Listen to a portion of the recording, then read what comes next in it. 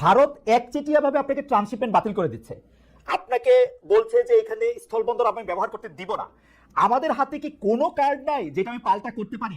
আমি পররাষ্ট্র উপদেষ্টার কাছে কাছাকাছি প্রশ্ন করেছিলাম প্রেস সচিবের কাছেও, তারা বলেছেন তারা নাকি কোনো রিটালিয়েশনে বিশ্বাস করে না। প্রেস সচিব, এটা রিটালিয়েশনের কি হইলো? মানে ঘটনা হচ্ছে ভারত একচেটিয়া ভাবে এগুলি, আমি স্যার আমি আপনার এতদিন ধরে চিনি বলে আমার কাছে মনে হয় যে আপনি এগুলি কেমনে সহ্য করেন, বা আপনি কেন এগুলি কিছু বলেন না, বা আসলেই কি আমাদের হাতে কিছু নাই? এখন ধরেন না এখন ধরেন আমি আপনাকে বলি খালেদ, আপনি আমাকে দুইটা প্রশ্ন করছেন, আমাকে টাইম দিবেন বলা যে আপনি এটা কিভাবে সহ্য করেন এবং আপনি কেন বলেন না। আচ্ছা, আমার ল ডিপার্টমেন্টে যেই শিক্ষক ক্লাস নিত না, বা আমার ল ডিপার্টমেন্টে যেই শিক্ষকের একজন দুজন শিক্ষকের কারণে রেজাল্ট পাবলিশ করতে 2-3 মাস দেরি হয়ে যেত, আমার ডিপার্টমেন্টে যেই শিক্ষক ছাত্রদেরকে 0 নাম্বার এবং মাইনাস নাম্বার দিত, আপনার কি মনে হয় আমি এটা সহ্য করতাম? আমি তো প্রত্যেক একাডেমিক কমিটির মিটিং এ বলতাম। তা আপনার কেন মনে হয় না একই রকম সিচুয়েশন এখানেও আছে? কেন মনে হয় না? এটা আমাদের তো প্রফেসর ইউনুস আছেন, প্রফেসর ইউনুস কেমন এটা না করবে? মানে আমি আপনার সাথে আমার যে পরিচয় বা আলাপ আছে, হয়তো ডক্টর মোহাম্মদ ইউনুসের সাথে অত আলাপ পরিচয় ঘনিষ্ঠতা নাই, কিন্তু আমি তো উনারে জানি, তো উনারও তো এটাতে নিয়ে মানে নিজে এটা করা উচিত। এবং দেখেন স্যার, আপনার সাথে আমি যখন কথা বলছি, অসংখ্য লোক আমাদেরকে বলতেছেন যে 26 লক্ষ ভারতীয়, যদিও এটার কথা আপনি আগে বলছেন, কিন্তু আসলেই তো কোনো চেঞ্জ হয় নাই। মানে হাসিনা সরকার এটা আপনাকে ইউনুস সরকারের কি তফাৎ ইয়াতে? এটা আমি একটু আপনাকে বলি, এটা তো আমার ক্ষেত্রে কথা, স্যারের ক্ষেত্রে স্যার অনেক বড় প্রেক্ষিত থেকে জিনিসটা দেখে, আমি তো অত বড় প্রেক্ষিত থেকে দেখতে পারি না, ফলে আমার পক্ষে অ্যাপ্রোপ্রিয়েট আনসার করা সম্ভব না ভারতের ব্যাপারে, ভূমিকার ব্যাপারে। যত বৈদেশিক সম্পর্কের যে ব্যাপার আছে সেটার সাথে কোনোভাবেই আমি ইনভলভ না। বৈদেশিক সম্পর্ক দেখে আমাদের পররাষ্ট্র উপদেষ্টা আছে, আমাদের ওই যে আমাদের হাই রিপ্রেজেন্টেটিভ খলিল সাহেব আছে, দেখে আমাদের স্যার দেখে। আপনার মনে হয় কি আপনি ধরেন আপনি খালি ধরেন ডয়েটসে ওয়েলেতে একটা জিনিস প্রচার হলো কেন, তখন আপনি যদি কেউ জিজ্ঞেস করতো আপনার কাছে মনে হতো ডয়েটসে ওয়েলের জার্মান ভার্সনে কি প্রচার সেটা আমি কি জানি। তো আমার কাছে এরকম অবস্থা, আপনি ওনাদেরকে জিজ্ঞেস করেন, এবং আমার ধারণা ওনাদের আরো অনেক অনেক বড় প্রেক্ষিত থেকে দেখেন, দেখে অ্যাপ্রোপ্রিয়েট সময় অ্যাপ্রোপ্রিয়েট ব্যবস্থা নেবেন। এখন আপনি বলেন, ধরেন আমাকে অনেকেই বলে যে 26 লক্ষ ভারতের ব্যাপারটা, তো 26 লক্ষ ভারতীয় ব্যাপারটা যদি বলে থাকে তাহলে এটা অত্যন্ত ভারত বিরোধী কথা। তো একই সাথে 26 লক্ষ ভারতীয় বললেন, এটা এত বড় একটা কথা বললেন আপনি, আবার বলে ভারতের দালাল, কোনো কিছু ঠিক নাই। 26 লক্ষ ভারতের ব্যাপারে ভাই একটা কথা ব্যাখ্যা করি, আমরা যখন 15 বছর অ্যাক্টিভিজম করতাম, অনেক জায়গায় অনেক ভাষণ দিতাম, অনেক বক্তব্য দিতাম, যখন আমরা বক্তব্য দিতাম প্রত্যেকটা কথা অ্যাকিউরেট হতো না। এখানে আমি সিপিডির একটা রিসার্চ পেয়েছিলাম, আমি এটা আগের বছর ডিটেইল বলেছি, বলেছে 5 লক্ষ, সিপিডি বলেছে 5 লক্ষ, আর এটা বলছে এটা অনেক বেশি হতে পারে। এখন ধরেন আমার যদি অ্যাকচুয়াল ফিগারের চেয়েও ইম্পর্টেন্ট ব্যাপার ছিল ব্যাপক সংখ্যায় রয়েছে। এখন আপনি আমাকে বলেন সিপিডির মতো একটা প্রতিষ্ঠান যেটা দেবপ্রিয়দা পরিচালনা করে, সিপিডির মতো প্রতিষ্ঠান যদি 5 লক্ষ বলে, আমার মাথায় তো এটাই গেঁথে আছে যে লক্ষ লক্ষ অনেক লোক কাজ করে। এখন ওইখানে বলতে গিয়ে হ্যাঁ হতে পারে যে 26 লক্ষের মধ্যে এক্সাজারেশন আছে, কিন্তু বিপুল সংখ্যক তো ছিল।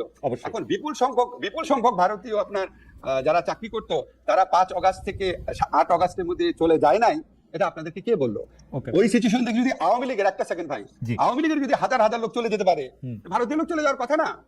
সেটা তো আপনার কনসার্ন যারা মিনিস্ট্রি আছে, অথরিটি আছে, তাদেরকে আমি তাগিদও দিয়েছি, এটাকে বলেছি। আমার মনে হচ্ছে এই ব্যাপারটা আপনি আসলে বলেছেন, প্রশ্ন করেছেন, এবং চলে যেতে পারে সেই সংখ্যা। তারা আবার যেহেতু আপনি যখন বলেছিলেন যে ভারতীয় একটা বিপুল সংখ্যায় কাজ করতে পারে, এবং সিপিটির উদাহরণটা দিয়েই আপনি বলেছিলেন, এবং জনাব তৌহিদ হোসেন যিনি আজকে পররাষ্ট্র উপদেষ্টা, তিনিও কাছাকাছি একটি কথা বলেছিলেন, এবং সেইটার ব্যাখ্যা নানা রকম হতে পারে। যেহেতু তারা কি বলে নিবন্ধিত উপায়ে কাজ করতেন না, তাদের আসলে চলে যাওয়াটা অনেক বেশি সহজ, মানে ফ্লাইট ধরে, বাস ধরে, ট্রেন ধরে চলে গেলেই হলো। আমাকে একটু বলতে দেন প্লিজ, এটা জরুরি খুব ইনফরমেশন। আমাদের এখানে যারা ভারতীয়রা কাজ করতো, এটা আমরা ইনভেস্টিগেশন করে জেনেছি, ওনাদের ওয়ার্ক পারমিট ছিল না। এটা কিভাবে সম্ভব হয়েছিল? এটা হাসিনা সরকার একটা ব্যবস্থা করেছিল, যখন একটা কোম্পানি কাজ পেত, ধরেন ভারতীয় একটা কোম্পানি একটা প্রকল্প পেল, ভারতীয় কোম্পানি যখন প্রকল্পটা পাবে, প্রকল্পের যারা স্টাফ ছিল তাদের জন্য কোনো ওয়ার্ক পারমিট লাগতো না। এটা আপনার খবর নিয়ে দেখেন, এটা আমি এই ইনভেস্টিগেট করে জেনেছি এটা কেন, ফলে আপনি ডকুমেন্টেড পাবেন না। এখন আপনার ধরেন ভারতীয় প্রকল্পে কাজ করছে হাজার হাজার লোক, 5 অগাস্ট থেকে 8 অগাস্টের সিচুয়েশন দেখে, যেখানে আওয়ামী লীগের প্রায় আপনার 10-20 হাজার লোক পালিয়ে গেছে, তো তারা ওখানে বসে থাকবে? ওকে, ঠিক আছে। এটা নিয়ে নিশ্চয়ই ভবিষ্যতে যখন আপনারা আরো জানবেন, তখন নিশ্চয়ই আমরা আরো পরিষ্কার একটা ছবি পাবো। কিন্তু প্রফেসর আসিফ নজরুল, আমি আপনার কাছ থেকে, যেহেতু সাংবাদিকতার 2-1টা পাঠও আপনার কাছ থেকে আমার মানে প্রতি সময় নিতে হয়, সেজন্য একটু সাংবাদিকতার জায়গা থেকে, বাংলাদেশে তো ডিজিএফআই কেন্দ্রিক আইনগুলি চেঞ্জ তো হয় নাই। মানে কেন আমি এই প্রশ্নটা করতেছি, ডিজিএফআই, এসবি এগুলি তো সরকার প্রধানের কাছেই আসে, এখন সেনা প্রধানের কাছে তো না।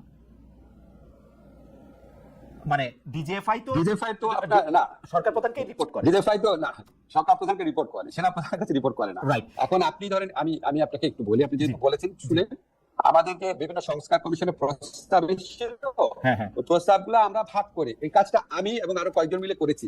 যে যে মিনিস্ট্রির কাজ সেই যে মিনিস্ট্রিকে দেওয়া হয়ে গেছে। আমার মিনিস্ট্রিতে যে কাজ আছে, যেটা আইন মন্ত্রণালয়ের অধিভুক্ত বিষয়, সেই আইন মন্ত্রণালয়ের অধিভুক্ত বিষয় এবং এমনকি অন্যান্য মন্ত্রণালয়ের অধিভুক্ত বিষয়, সেটাও কয়েকটা কাজ আমরা করে দিয়েছি, যেমন নারী ও শিশু নির্যাতন দমন আইনের অ্যামেন্ডমেন্ট। সেরকম আমরা 7টা মেজর অ্যামেন্ডমেন্ট করেছি, 7টা। আরো ধরেন 4-5টা আগামী 1 মাসের মধ্যে হবে। একটা মিনিট দাঁড়ান। এখন অন্য মন্ত্রণালয় কেন করছে না বা কোথায় বাধা আছে, ভাই তাদের জিজ্ঞেস করেন। এখন আমি পড়াতাম ঢাকা বিশ্ববিদ্যালয়ে, দাঁড়ান, আমি ঢাকা বিশ্ববিদ্যালয়ে পড়াবো, এটা এনভায়রনমেন্টাল। এখন কনস্টিটিউশন যে পড়াচ্ছে সে খারাপ পড়াচ্ছে কিনা সেটাকে আমাকে কেউ জিজ্ঞেস করতো না, তো কমন সেন্সের ব্যাপার।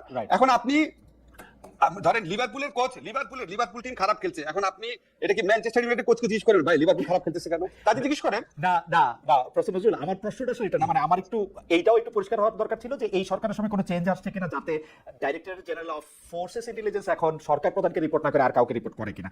সেইটা রিপোর্ট করলে আমার একদম সরাসরি প্রশ্ন, প্রফেসর আসিফ নজরুল, কোনোভাবে কি সরকার প্রধানকে না জানিয়ে সাবেক রাষ্ট্রপতি জনাব আব্দুল হামিদের বিদেশে যাওয়া সম্ভব?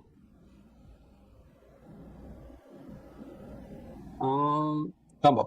সম্ভব, সরকার প্রধান না জানিয়ে নরমাল, হ্যাঁ সম্ভব, সম্ভব। আমি আপনাকে বলি, নরমাল একটা সরকার ব্যবস্থা অনেক ক্লিয়ার চেইন অফ কমান্ড, অনেক কোঅর্ডিনেশন, অনেক প্রেডিক্টেবল ডিফাইন্ড রোল থাকে।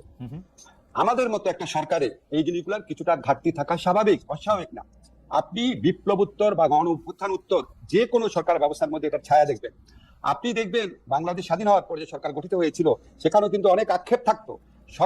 সর্ব ক্ষমতাধর অধিকারী জিনিস উনি বলতো আমার কম্বলটাকে নিয়ে গেল, মানে উনারও একটা অসহায়ত্ব প্রকাশ পেত। খেয়াল করে দেখেন, এটা একটা নর্মাল পিরিয়ড না, এটা একটা ট্রানজিশনাল পিরিয়ড। ট্রানজিশনাল পিরিয়ডে অনেক কিছু হয় যেটা খুব বেকারের মতো হয় না। এটা আমার জীবনে একটা অদ্ভুত অভিজ্ঞতা, সত্যি অন্যরকম। এখানে কোনো কিছু ডিফাইন না এবং প্রতিষ্ঠানগুলা ভেঙে পড়েছিল, প্রতিষ্ঠানগুলোর মরাল স্ট্রেংথ ডিস্ট্রয়েড হয়ে গিয়েছিল। এবং আপনি ধরেন, আমি একটু জাস্টিস করে বলি, অন্যান্য মন্ত্রণালয়ের ব্যাপারে অন্যান্য মন্ত্রণালয় কি কাজ করছে টুকছে, আপনার ওনারাও হয়তো অনেক কাজ করে, হয়তো সংস্কারের ক্ষেত্রে কম কাজ করছে, কিন্তু ডে টু ডে কাজ অনেক বেশি করছে। হয়তো আপনার ডে টু ডে কাজ কম করছে, সংস্কার বেশি করছে। আপনারা যখন একটা প্রোগ্রাম করবেন, আপনারা সিরিজ করেন, আমি আপনাদের একটা আইডিয়া দিই। ধরেন আমাদের সরকারের তো 50% সময় পার হয়ে গেছে, আপনি এটা 10 মিনিটের প্রোগ্রাম করেন, প্রত্যেকটা মন্ত্রীকে জিজ্ঞেস করেন যে ভাই আপনি এই যে 10 মাস হলো 50% সময় চলে গেছে, আপনারা কি করেছেন? আপনি একটু বলে দিন যাতে সবাই আমার কথা মানে শুনে আর কি। কিন্তু প্রফেসর আসিফ নজরুল, আপনি একটা জিনিস খেয়াল করে দেখেন যে 3 সদস্যের একটা তদন্ত কমিটি, খুবই উচ্চ পর্যায়ের একটা কমিটি না, একটা কমিশন গঠন করা হয়েছে, কিভাবে উনি চলে গেলেন। এতে মনে হয় না যে মানে কেউ কোনো কিছু দেখে নাই, কারোই কোনো কিছু জানা নাই, অথচ মেশিন রিডেবল পাসপোর্টে এখন আমি বাইরে গেলেও আমাকে কিন্তু ইন্সপেক্টর সাহেব অনেকগুলি প্রশ্ন করেন। হামিদ সাহেবকে কি সেই প্রশ্নগুলি করা হয় নাই? উনার পুরো আমল নামা সেই স্ক্রিনে থাকে, এটা সম্ভব? আপনি এবং এই সরকার বাইরে যারা আছেন তারা প্রত্যেকে আমার চেয়ে অনেক সুখী। ইন এ সেন্স, আপনাদের মনে প্রশ্ন আসলে আপনি প্রশ্নটা করতে পারেন, কিন্তু ধরেন আপনি যখন একটা সরকার কাঠামো থাকবেন, আপনি প্রশ্ন আসলেও সেটা আমার মনে হয় যে জায়গাতে আমার মনে হয় এটা পরিষ্কার। আপনি যেহেতু তাহলে আমি আপনার বিষয়ে প্রশ্নটা একটু করি। প্রফেসর আসিফ নজরুল, ইশরাক হোসেন মেয়র পদে নিয়োগ পাবেন কি পাবেন না সেটা নিয়ে একটা জটিলতার পর্যায়ে আমাদেরকে স্থানীয় সরকার বিষয়ক যিনি উপদেষ্টা আছেন আসিফ মাহমুদ সচিব ভূঁইয়া, তিনি আমাদেরকে জানালেন যে আমরা আইন মন্ত্রণালয়ের মতামত জানতে চেয়েছি, আইন উপদেষ্টা বাইরে আছেন, সেই জন্য আমরা কিছু জানাতে পারছি না বা সেটা হচ্ছে না। এই করতে করতে তারিখ পেরিয়ে গেল, এক ধরনের জটিলতা তৈরি হলো। কিন্তু আমাদেরকে কেউ কেউ বলছেন ইশরাক সাহেবকে যে মেয়র পদে বসতে দেয়া হবে না, এটা নাকি আপনি এপ্রিলের মাঝামাঝি সময়, মানে যখন নির্বাচন কমিশনের সিদ্ধান্ত দিয়েছে তখনই নাকি আপনি ঠিক করেছেন যে এটা তাকে বসতে দেওয়া হবে না, এবং পুরো প্লটটা আপনার করা, এবং আপনি বিদেশে চলে যাবেন যাতে আপনি জবাবটা না দিতে হয়। প্লটটা কি আমি বিএনপির বিপক্ষে করেছিলাম? জি, আপনি বিএনপির বিপক্ষে করেছেন। বিএনপির বিপক্ষে। গুড। আমি তো সারাক্ষণ শুনি আমি বিএনপির পক্ষে কাজ করি। এইটা বিপক্ষে করেছেন কেন জানি। আচ্ছা শোনেন, আমি আপনাদের ভেরি ক্লিয়ারলি বলি, আমার কনসিয়েন্সের কাছে আমি 100% ক্লিয়ার। ইশরাকের যে জাজমেন্টটা ছিল বিচারিক আদালতে, সেটা ত্রুটিপূর্ণ ছিল।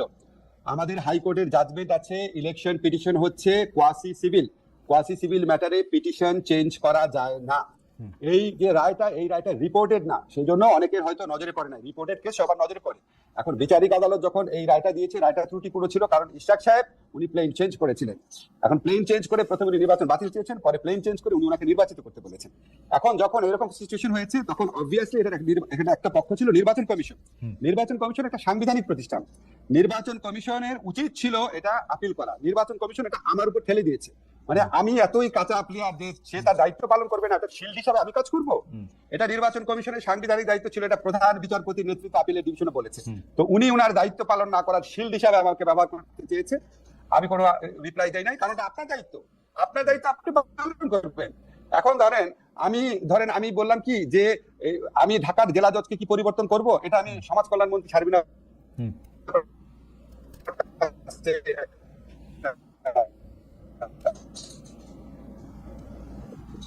মতামত ছিল। তারা মানে আমাকে শিল্ড করে আমি ওয়েট করেছি স্যার ফিরে আসুক, 10 কার্য দিবস তখন শেষ হয় না। আপনি মনে রাখবেন লতে 10 দিন মানে 10 কার্য দিবস। স্যার যেদিন আসবে স্যারের সাথে একটু কথা বলবো, পরামর্শ করবো এই সমস্ত ব্যাপারে। যেদিন আসবে স্যার ঠিক তার আগের দিন উনারা আপনার গেজেট নোটিফিকেশন করে ফেলেছে। কোন রকম বদ মতলব বাজে মতলব আমার নাই। আমি আপনাকে বলে রাখি, বাংলাদেশে কোনো মানুষ বিশ্বাস করবে না যে আমি বিএনপির শত্রু। আমি মনে করি ইশতাক যে জাজমেন্টটা আসছে এটা ইশতাকের দোষ না, জাজমেন্টটা আসছে এটা আমাদের ফ্লজ একটা জাজমেন্ট ছিল। এখানে ইলেকশন কমিশন যদি প্রপারলি আপিল করতো, আপিলের ডিভিশন যেহেতু হাইকোর্টেরই রায়, কিছু হাইকোর্টের নজরে আসতো, তখন আপনার এই কেওটিক অবস্থাটা তৈরি হতো না। এই কেওটিক অবস্থাটা তৈরি হয়েছে যদি নির্বাচন কমিশন আপনার সাথে সাথে আপিল করতো। আপনি তো জানেন সরকার, আপনি সাংবাদিক, সরকারি যে কোনো নির্বাচনে মানে মামলায় হারলেই আপিল করে, সেটা নরমালি আপিল করে, আপিল করলে সিচুয়েশনটা হতো না। এখানে কোন রকম বদমতলব কোনো পক্ষপাতিত্ব কিছু নাই। আমি অ্যাকর্ডিং টু ল যেটা সেটা আমি করতে চেয়েছি। দুইটা মানে আমি আমি আমি আমি আইনের ওই জায়গায় যেতে চাই না, কারণ দুই রকম ভাবে এটার ব্যাখ্যা দেওয়া হয়েছে। কেউ একজন বলছেন যে নির্বাচন কমিশনটাই তো আলাদা, সুতরাং নির্বাচন কমিশন তো এই রায়ে খুশি, ওরা তো আগের নির্বাচন কমিশনের মানে যে ভুল বা জনাব তাপসের পক্ষে গিয়ে তো আর তারা আপিল করবে না, এটা কেউ কেউ বলছে। আমি একটু প্রশ্নটা করি। আমার প্রশ্নটা হচ্ছে যে এইটা চট্টগ্রামের মেয়র ডক্টর শাহাদাতের থেকে কি জন্য আলাদা বিষয়টা, মানে ডক্টর শাহাদাতের কেস আর ইশরাক সাহেবের কেস কেন আলাদা? প্রফেসর আশরাফ নজরুল আমি বলি, ইশরাক প্রথম যেটা চেয়েছিল সেটা হচ্ছে নির্বাচনের ফলাফল বাতিল করা। ফলাফল বাতিল করলে এটা তাপসের পক্ষে যেত কিভাবে? এটা তো অ্যাবসার্ড কথা। সেকেন্ড কথাটা হচ্ছে শাহাদত সাহেবের যেটা, সেটাই আমাদের ভুল ছিল সরকারের। তখন আমাদের স্থানীয় সরকার মন্ত্রী ছিলেন প্রয়াত হাসান আরিফ। উনি আপনার আমাদের এখানে, আমরা তখন মাত্র দায়িত্বে এসেছি, আমরা খুব বেশি কনসালটেশন হওয়ার আগে উনি প্রধানত নিজের উদ্যোগে শপথ পড়িয়ে দিয়েছেন। আর শাহাদত সাহেবের যেটা ছিল, আমি শাহাদত সাহেবের কেসটা দেখি নাই, সম্ভবত উনি প্লেন চেঞ্জ করেন নাই, ওইটা আমাদের একটা মিস্টেক ছিল। এখন ধরেন একটা মিস্টেক হয়ে গেছে, সেই মিস্টেকটার কারণে আমার নজরে যখন আসছে, যখন আমার কাছে মতামত চাওয়া হয়েছে, এবং যখন এটা নিয়ে লেখালেখি হচ্ছে, যখন এই জিনিসটা ক্লিয়ার হয়েছে, এবং যখন এটা নিয়ে এত বেশি শোরগোল হচ্ছে, আমি অ্যাটর্নি জেনারেল অফিসের মাধ্যমে, আমি আমার যারা কনসার্ন লিগ্যাল অ্যাডভাইস করেন, যারা আমার ল মিনিস্ট্রির মাধ্যমে, আমি তখন 100% কনভিন্সড হয়েছি যে না, প্লেন চেঞ্জ করা যায় না। এবং ইলেকশন কমিশন যখন আমার কাছে জানতে চেয়েছে, তখন তো আমাকে আরো ভালো করে দেখতে হয়েছে। ওই সময় তো ইলেকশন কমিশন আমার কাছে জানতে চায় নাই না, মানে এক যাত্রায় পৃথক ফল। এবং আমরা দেখতে পাচ্ছি যে জনাব আসিফ মোহাম্মদ সজীব ভুঁইয়া তার পছন্দ মতো প্রশাসক নিয়োগ দিয়ে দিচ্ছেন। এইটা আবার 2 দিনের জন্য একটা মেয়রের ব্যাপারে তিনি এরকম বাধা দিচ্ছেন, পুরো রাষ্ট্র কাঠামোর জন্য ব্যবহার করা হইতেছে। এটা একটু আমি একটু আপনাকে বলি, জি, আমি যদি আপনাকে এভাবে বলি, হাসান আরিফ স্যার যে ভুলটা করেছেন যে কোনো কারণে, আসিফ সেই ভুলটা করতে চায় নাই, এটাও তো এইভাবে ইন্টারপ্রেট করা যেতে পারে। আর সমস্যাটা দেখেন আপনাকে আমি বলি, যখন ইশরাকের এই প্রোগ্রামগুলো চলছে, তাকে মেয়র ঘোষণা করতেই হবে। এবং শোনা যাচ্ছে যে আমরা তাকে, যখন ইলেকশন কমিশন তাকে আপনার গেজেট নোটিফিকেশন করে দিল, তখন আমার অফিসে একদিন নুরুল হক নূর এসেছিল। নূর আমাকে বলতেছে, নাম ধরে ধরে বলতেছি, যে আমাদের একটা ইসলামিক রাজনৈতিক দল, তারা 6000 লোকের লিস্ট করেছে, কাউন্সিলর এরকম সহ, এবং তারা নূরকে বলছে, স্যার এটা তো বলছে যে বিএনপি দিয়ে দিচ্ছে, আমাদেরও দিয়ে দিবে। সারা দেশে যত কাউন্সিলর আছে, ইউনিয়ন পরিষদ মেম্বার আছে, কমিশনার আছে, সবাই মিলে তখন পাগল হয়ে গেছে আপনার, যে সবাই ইলেকটেড ঘোষণা করতে হবে। তাই না? আপনি সেন্ট্রাল থিম হচ্ছে আমরা শেখ হাসিনার যে ইলেকশন, পৃথিবীর ইতিহাসে জঘন্যতম ইলেকশন, এই জঘন্যতম ইলেকশনে ইলেকটেড লোকগুলোকে সারা বাংলাদেশে ইলেকটেড ঘোষণা করবো, এটা একটা এথিক্যাল পয়েন্ট। এবং এই এথিক্যাল পয়েন্টে আমি আপনাকে বলি, এথিক্যাল পয়েন্টে আমি স্ট্রংলি বলেছি এটা সম্ভব না, এটা আদালতের এই রায় ফলটি এর বিরুদ্ধে আপিল করতে হবে, এটা তাদের দায়িত্ব ছিল। এবং সেখানে আমার মধ্যে কোনো বায়াসনেস নাই। বিএনপি 10টা ভালো কাজ করলে 10টা ভালো কাজ আমি সমর্থন করবো, কিন্তু যেই কাজটা আমার মনে হয়েছে তারা ভুল বা আমাদের বিচার ব্যবস্থার ভুলের কারণে তারা এই দিকে আপনার ইনফ্লুয়েন্স হলে ভোট করেছে, সেটা আমাকে কারেক্ট করতে হবে, আমার যখন সুযোগ থাকবে। ওকে, আমার মনে হয় যে এই বিষয়টা নিয়ে আপনি যেটাকে জনাব মরহুম হাসান আরিফ সাহেবের ভুল এবং জনাব আসিফ মোহাম্মদ সজীব ভুঁইয়ার ভুল না করার ইচ্ছা, 6000 নতুন কাউন্সিলরের মানে তাদেরকেও আসলে ইলেক্টেড করার জায়গাটা তৈরি হইতেছে কিনা সেইটা, এটা একটা দল থেকে একটা দল থেকে এটা একটা দল থেকে এটা নিশ্চয়ই দর্শকরা আমরা নিশ্চয়ই দেখবো এটার মধ্যে আর কি হয়। কিন্তু আমি আপনাকে আরেকটা প্রসঙ্গে যেতে চাই প্রফেসর আসিফ নজরুল, সেটা হচ্ছে দেখেন খালেদ, আমি আপনাকে একটা কথা প্রসঙ্গ করে বলে রাখি। দেখেন, আমি এই 15 বছরে বিএনপি এই ফ্যাসিস্ট শেখ হাসিনা বিরোধী আন্দোলনে যে অসীম আত্মত্যাগ করেছে, যে কঠিন আপনার মানে কত লোক তাদের মারা গেছে, কত লোক সর্বশান্ত হয়েছে, কত লোক আহত হয়েছে, কত লোক গুম হয়েছে, এই পুরা কষ্টের প্রতি 15টা বছর আমি কি পরিমাণ সিম্প্যাথেটিক ছিলেন আপনি জানেন। আমি যখন বেগম খালেদা জিয়া যখন ওনাকে বাইরে পাঠাচ্ছে না, বিবৃতি দেখেছি বাংলাদেশের প্রতিনিধি আসা অনেক মানুষ আমার সাথে যে খারাপ ব্যবহার করেছে আপনি বিশ্বাস করতে পারবেন না। প্রসঙ্গ করে বলে রাখি, ডক্টর ইউনূসের পক্ষেও যখন বিবৃতি দিতে গেছে আমাকে এই সমস্ত বহু কিছুর মধ্যে দিয়ে যেতে হয়েছে, সবকিছুতে ইমেইলে আছে। আমি যখন আরো 10-15 বছর পর জীবনে লিখবো আপনি অবাক হয়ে যাবেন। আমি যে এই দলটার প্রতি এত সিম্প্যাথেটিক মানে কি, আমি ওনাদেরও তো ভুল হওয়া সম্ভব, ওনারা 10টা কাজ ভুল করে একটা তো ভুল হতে পারে, সেই ভুলটা আমি বলবো না। তো আমি তো ভাই না, সেটা বলে আমার ইমান থেকে আমি বলেছি বিএনপির এই সিদ্ধান্তটা ভুল ছিল। সেটা দুই পক্ষেই আছে প্রফেসর আসিফ নজরুল। আমার মনে আছে যে আমি বন শহরে থাকতাম, প্রফেসর ইউনূস ভিসবাদেন বলে একটি শহরে বেড়াতে এসেছিলেন, তিনি আমাকে খুব আদর করে চা কফি খাইয়ে দুটি লাইন তার সাথে কথা বলে, মানে সামনে ক্যামেরার সামনে কথা বলে, ক্যামেরা আড়ালে অনেকক্ষণ কথা বলে, দেশের আসার পরও তিনি অনেক কথা বলেছিলেন আমার সঙ্গে, কিন্তু এখন আর তিনি আমার সঙ্গে কথা বলতে চান না। আসলে ব্যাপারটা এরকম যে আমরাও আসলে দূরে সরে গেছি বা শত্রুতে পরিণত হয়েছি। সেইটার জায়গা থেকেই আপনাকে প্রশ্ন করতে চাই প্রফেসর আসিফ নজরুল, যে অন্তর্বর্তীকালীন সরকারের সময় না শুধু আপনি সারা জীবন মত প্রকাশে আপনি স্যারের সাথে কথা বলার চেষ্টা করেছেন অসংখ্যবার। উনি নিউ ইয়র্ক এসেছেন, নিউ ইয়র্কে কথা বলতে চেষ্টা করছি, তারপর হচ্ছে ঢাকায় গিয়ে কথা বলতে চাইছি, এইখানে কথা বলতে চাইছি অসংখ্যবার। উনি আমার বাদে সবার ইন্টারভিউ দিচ্ছেন, যাই হোক খাওয়াবেন, এটা ওনার ইচ্ছা। কিন্তু আমি স্যারকে জিজ্ঞেস করব। আচ্ছা স্যার, আমি আপনাকে জিজ্ঞেস করি যে আপনি কিন্তু একটা বিষয়ে আপনার কনসিস্টেন্সি অসাধারণ, মানে সেটা কোনোভাবে আপনাকে আমি হিলতে দেখি নাই গত 30 বছরে, সেটা হচ্ছে অবাধ মত প্রকাশের স্বাধীনতা। এমনকি আপনাকে গালি দিলেও, মিথ্যা কথা বললেও আপনি কিন্তু তার মুখ বন্ধ করার উপায় না।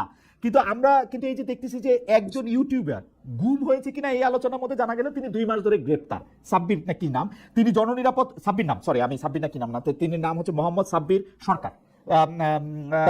তিনি জননিরাপত্তা আইন ও সন্ত্রাস বিরোধী আইনের মামলায় অভিযুক্ত।